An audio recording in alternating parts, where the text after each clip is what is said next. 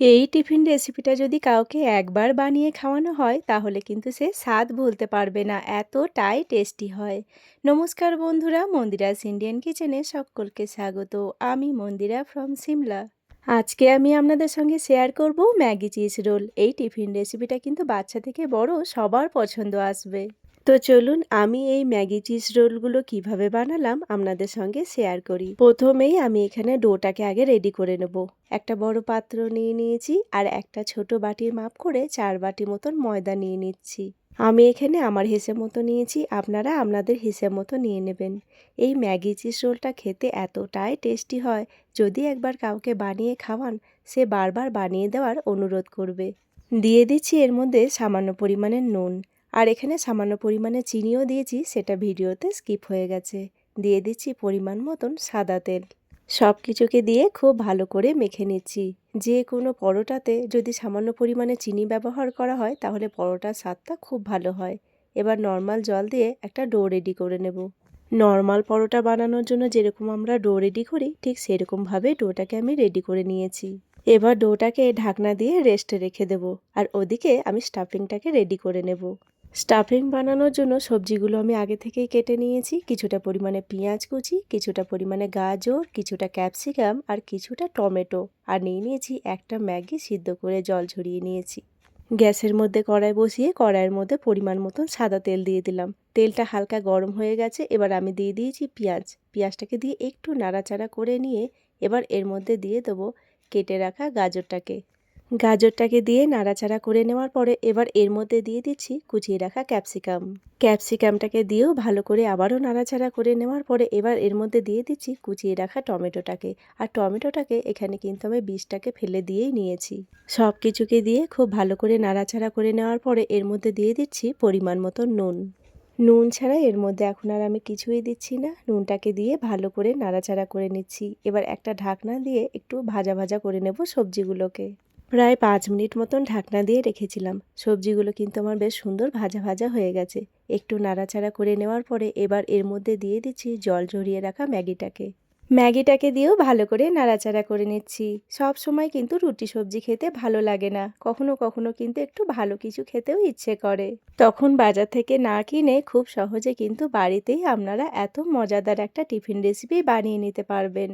বেশ কিছুক্ষণ ধরে নাড়াচাড়া করে নিলাম। এবার এর মধ্যে দিয়ে দিচ্ছি ম্যাগি মশলাটাকে দিয়েও ভালো করে নাড়াচাড়া করে নিচ্ছি।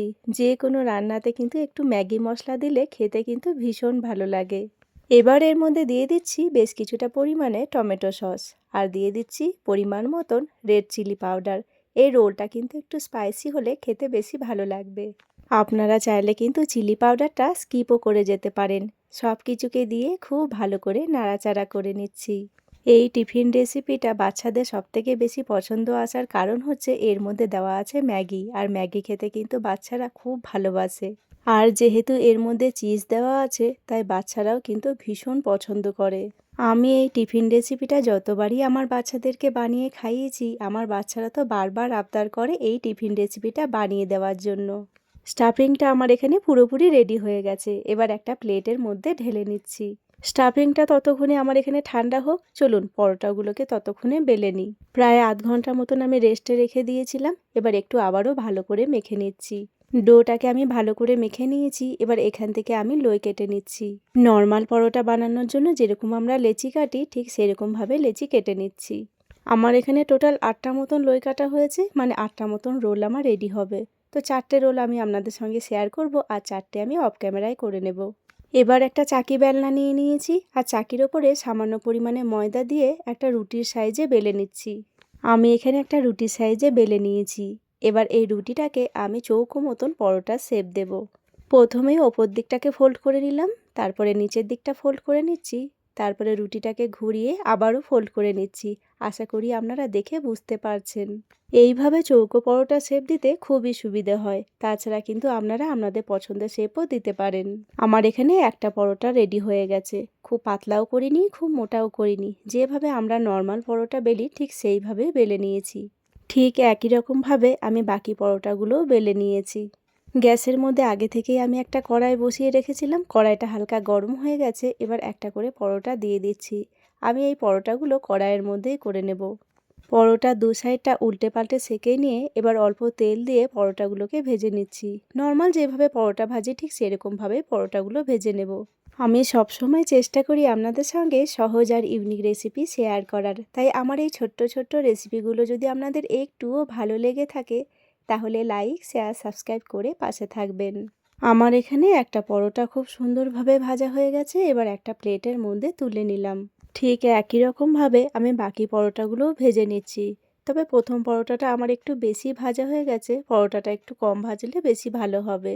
এইদিকে স্টাফিংটাও আমার ঠান্ডা হয়ে গেছে, এবার পরোটার মাঝখানটাতে এইভাবে স্টাফিংটাকে আমি দিয়ে দিচ্ছি।